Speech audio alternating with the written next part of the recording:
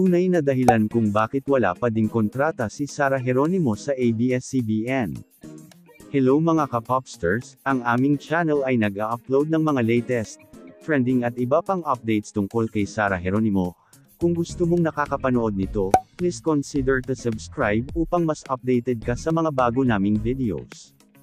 Sunod-sunod na nga ang mga kapamilya na nagre-renew at napirma na ng exclusive contract sa ABS-CBN tulad ni Chi Filomena, Robbie Domingo, Jane Onyesa, Ivana Alawi, Kim Chiu at iba pa. Then last year naman ay pumirma na din ng contract sina Piolo Pascual, Gerald Anderson, Joseph Marco, at iba pang kapamilya artist.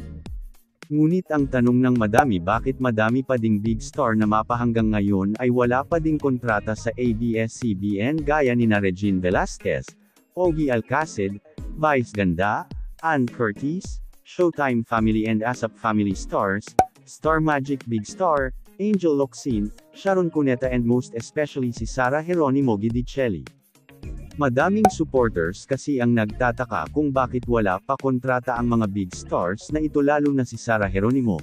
Kaya naman ayon sa mga netizens ay anumang oras pwede silang alisan ng mga artista nila.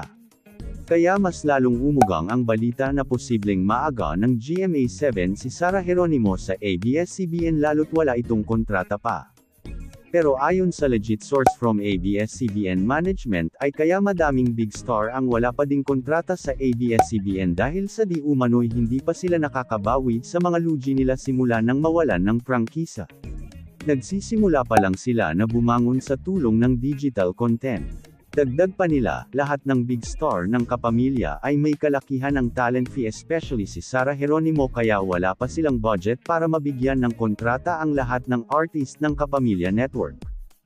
Please hit the like button, share and please consider to subscribe our official YouTube channel para updated ka sa mga latest news tungkol kay Sara Geronimo.